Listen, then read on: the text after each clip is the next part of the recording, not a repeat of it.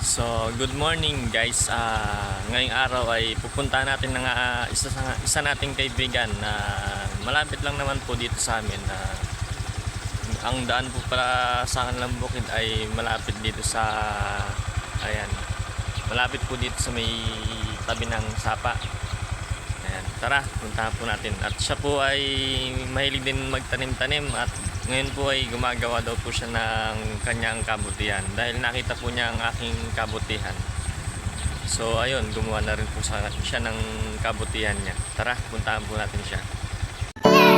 Magandang araw po sa ating lahat at welcome po sa Pinoy Farmers TV.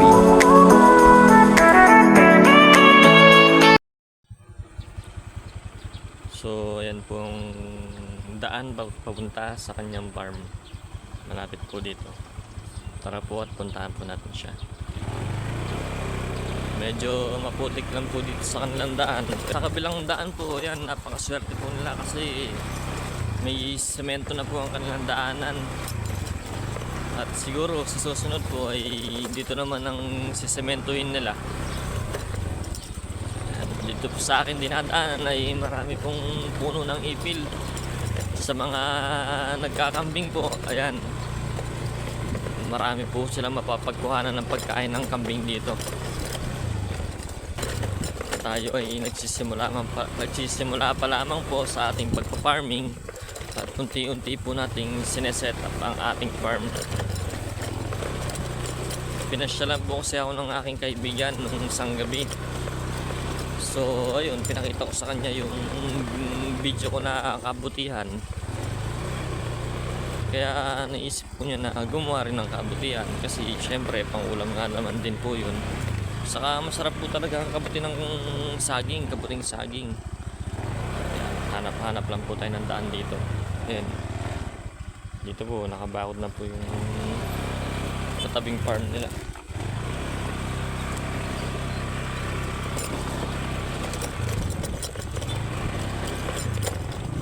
May daan na pala dyan.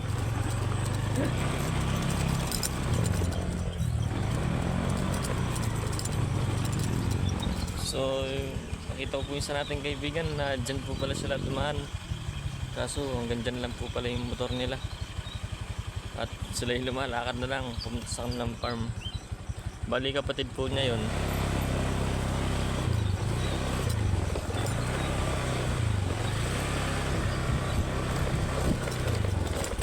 Yan. Ito, balang araw magiging magandang farm din po yan. Natamnan po nila ng mahogany sa gilid, paikot po. Hindi ko lang po alam kung kanino farm to.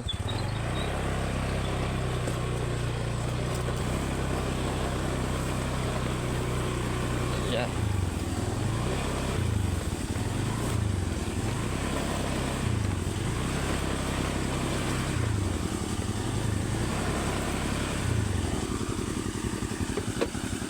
So, ayan. Dito na po siguro yung ating motor. Ayan.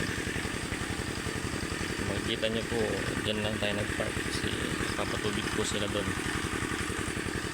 Ayan po kanyang talungan. So ang aking kaibigan po ay dito lang po niya binabalak tumira kasi napakagandang ano po talaga sa farm. Fresh ang hangin, sariwa ang hangin. Yan po ang kanyang talungan. Ewan ko po kung nasan yung aking kaibigan, pero andito lang po yun.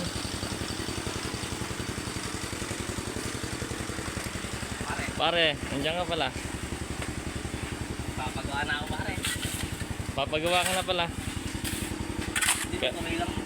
Na? Tutuloy lang. Tutuloy. Sino gumagawa? Si Papa mo. So yan nga po pala yung aking kaibigan na tinutuloy na po pala niya ang kanyang paggawa ng kanyang bahay.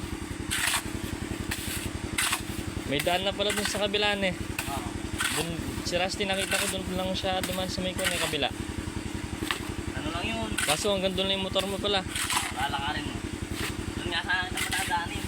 Ah.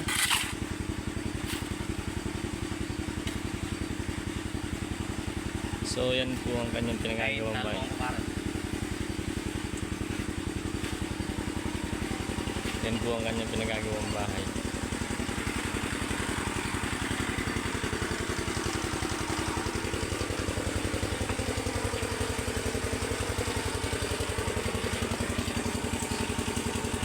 papa lang po pala niya ang gumagawa ng kanyang bahay. Tubig. So ayan po ang kanilang farm. At sila po ay nagpapatubig ngayong araw. Ayan. Bali ang tanim po nila ngayon is sa palayan. Kasi pag ulan, medyo makakatipid po tayo sa tubig. Madalang lang po tayo magpapatubig. So ang kanilang patubigan po ay humihinitog dito mula sa sapa. Ayan. Diyan po siya kumukuha ng tubig. So yun, mas makakatubig po kasi pagka nakatutok lang yung patubig sa sapa, hindi siya mahihirapan humatak ng tubig. Saka yung buga po ng kanyang tubig malakas.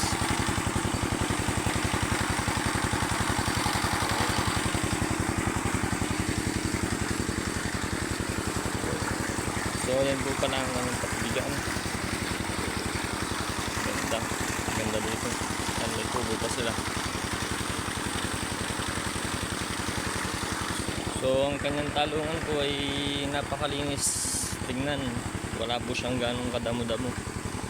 Bali yung talong po niya ay malalaki na rin. Ayan po ang talong niya. Ang brand nga daw po pala ng kanyang tinanim na talong ay Calixto. Calixto. Yan. Kasi yun po ang available na brand dito sa amin eh. So, kung maalala nyo po, sinabi ko kanina, dito po siya gumawa ng kanyang kabutihan. Bali, hindi na po niya tinakpan ng kanyang kabutihan kasi wala na po siyang alagang manok dito eh. Wala pong mga ngalping sa kanyang kabutihan. So, yan. Ang ginawa naman po niya sa kanya ay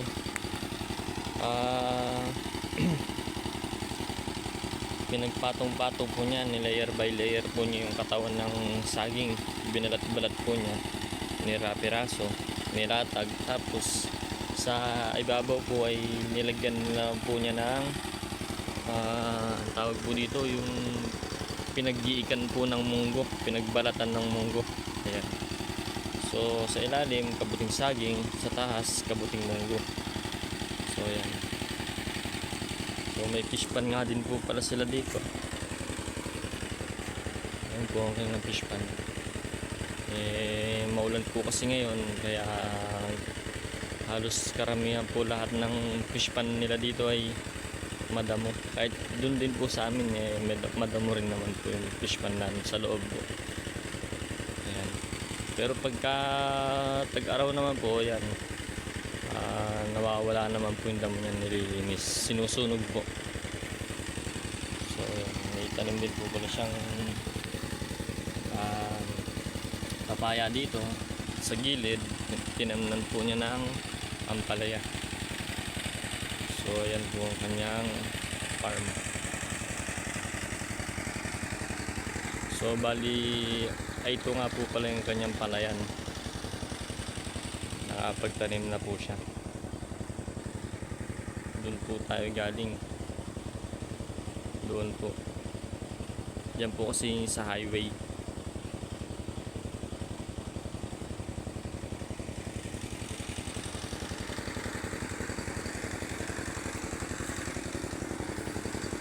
So ayan.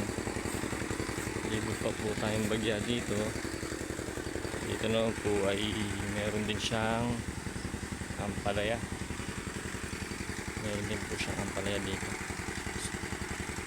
So yung kanyang patubigan dito po dumadaan, dinidistribute po yung tubig mula dyan hanggang dito po.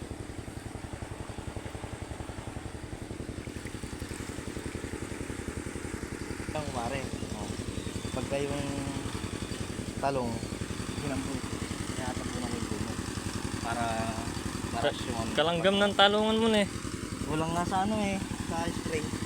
Oo, spray nga. Kaya naglulungkot na ganyan yung mga dahon, no? Dahil sa longson. Maglulungkot na eh. Ayun, malaki na, nagbubulak na, no? Nagbubulak lang balat eh. Oo, meron na. Malapit ka na pala mag-ani eh. Malapit ka na pala mag-ani. Ilang buwan na ba yan? Isang kalahati yata. Isang kalahati. Isang kalahati. Malaki na rin eh. Ang laki nga ng puno sa akin. Oo.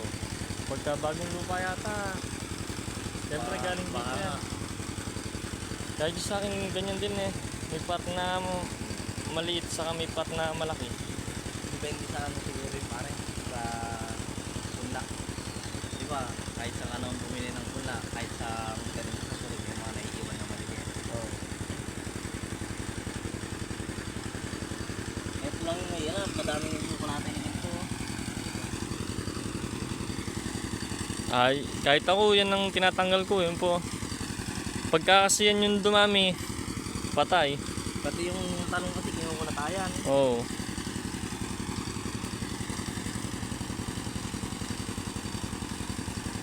Ano yan, ikaw lang nagkukuhan dyan, nagagambol.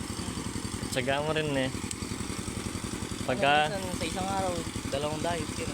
2 dayos. Kadadamuha lang oh.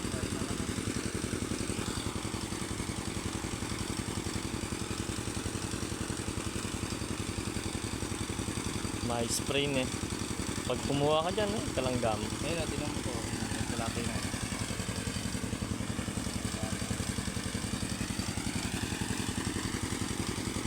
Nakalik na po ang sabon. Na? Nakalik na sabon. Ayun o, karami.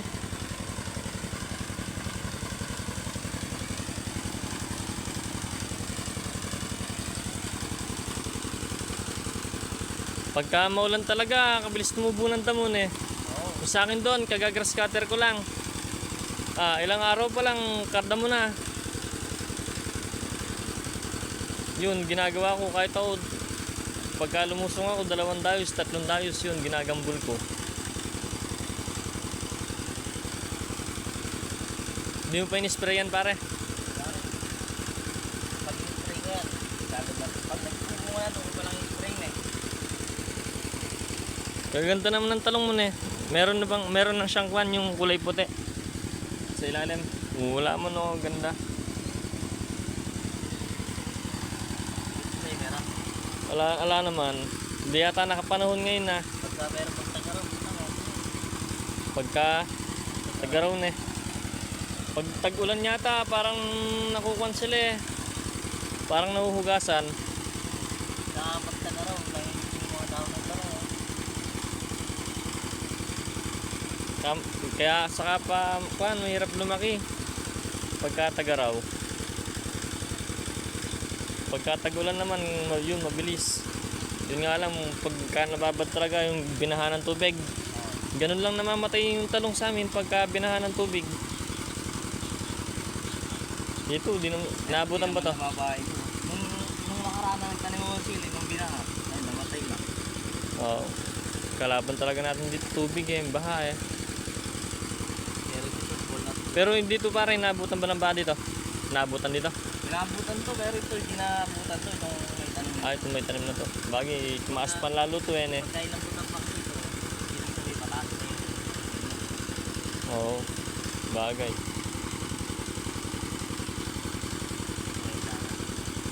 Pagka tumatagal ka na talaga sa pag-setup ng bukid mo, gumaganda rin.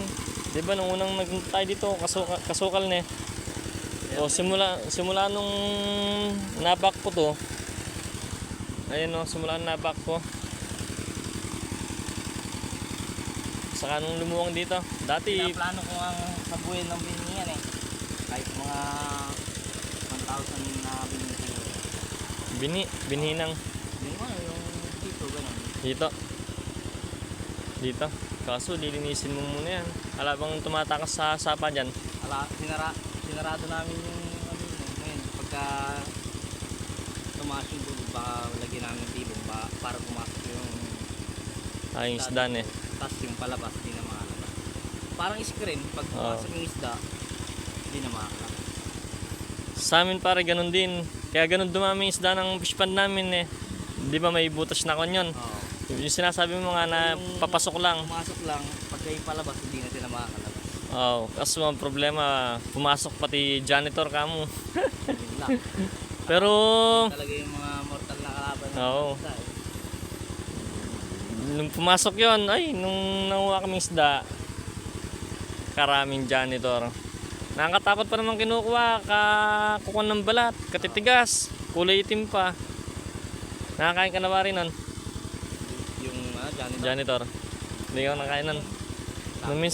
Nung minsan ka mo, nang isda kaming ganyan, tanghali na pare, wala kaming makain. Ginawa ni daddy ni Gian, nag-iyaw ng janitor. Doon pala ako nakakain ng janitor nun. Lasa niya parang bulig. Oo. Yan pare, pagka nilagyan mo ng butas yan, sapa, mag-ahap. Ngayon gusto ko lakarin yan. Magkakaisda ka na yan. Para pagka yung tubig pumasok na yun. Pero yung plano ko hindi siya ganun kalalim. Para pag nag-overflow lang yung sapa, doon lalabas yung mga isda. Siyempre pagka yung isda, kung saan may agos doon papasok. Oo, sumasabay yun gang. Pagka lang bumabo yung sapa, hindi na makakalabas yung isda. Pero yan talaga yung kalaban natin pagkatagulan oh. Yung mga damo sa gilid. Nakakatakot pa naman yun, baka may ahas. Di mo naman kasi sinabi sa akin na ano yung grass cutter. Sana nakapag-grass cutter tayo dito. Oo nga. Hindi, pero baka next week na lang. Next week na linggo na kaya Sabado.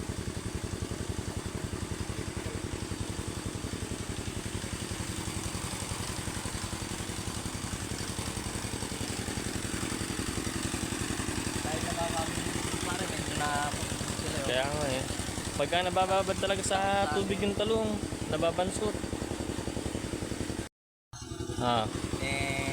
Nag-isip ng ibang paraan kung kasi kung binubunot namin yung tubo, Paano kasing sonda? yung kumbaga bubutasin ulit ng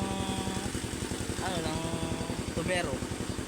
Parang lang siya, yung papasukan ng ibang tubo tapos iyakan palabas yung tubo. Talagang makina na yung maglalabas na Para para ka rin nagpambutas ng doon, Oo. para ka rin nagpa-okay ng bomba, ganun. Oo. Para ka rin nagpabango. Nag-isip na ibang idea si Papa ko tsaka yung kakilala niya. Bale, ito yung naisip niyang idea. Galing nga lang gumawa naisip nga to Daig pa nila yung naging engineer dito Oo. Pero madami na kasi talagang ngayon madami na talagang improvise na nangyayari. Oo.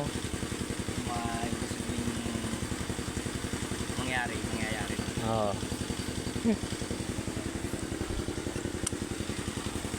Ganda ng pagkagawa. Winelding ng mga bakal.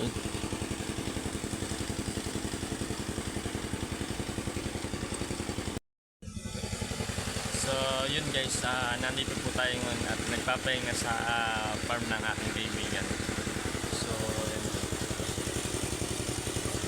Bali may pinakita po sa akin dito na pinangangat ng tubo. Ayan. May ginamit po siya dito. Ayan. Bali 2 piraso po siya. Nakita ko lang po kasi ito. Ayan o. Sa mga nag-aangat po ng tubo dyan, yung mga naka-straw po, ito daw po yung pinanghatak nila pataas. So galing nga naman po nilang gumawa at naisip nila to. Sa mga nahihirapan pong, ayan po yung tubo, yung inangat po nila. Yung galing po yan sa baba, ang galing po sa baba, naka-straw po sa tubo na distress. So ngayon, iniisip nila kung paano matatanggal yun. Kaya ito, naisip po nila na gumawa ng ganito. So 2 piraso po yan. Bali, ito pong ginawa nila na to, ito po yung isasalpak nila sa tubong distress. Nakababa lang pong ganyan. Kumbaga, ito po yung tubong distress na ganyan lang po siya. Nakapatong lang po na ganyan. So ngayon, dahil didos po yung hahatakin nila pataas, kaya ginawa po nilang ganyan. Ayan po yung itsura nya. Ngayon, may tornilyo po yan. Ayan po. ito po yung hahawak sa tubo na D2, yung naka-stroke po sa D3. Ngayon, siyempre, hahatakin mong pataas yung D2 na ganyan. Ngayon, pag napagod ka na, nilalak lang po nila tong D2 na ito. Para yung D2 po ay, siyempre, pag binatawan mo po yan, ay babalik po pababa. Babalik po sa lupang ganyan. Ngayon, pag napagod ka, nilalak po nila gamit tong tornilyo na to. Siyempre, may ipit po yan, and then ito po yung magsisilbing tagahawak niya, kumbaga para hindi siya bumaba. Yan,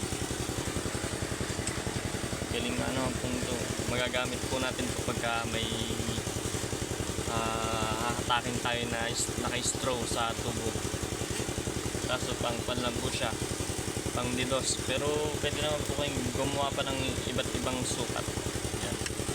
So ayan, bali nagpapainit po kami ng tubig at magkakape po kami mamaya.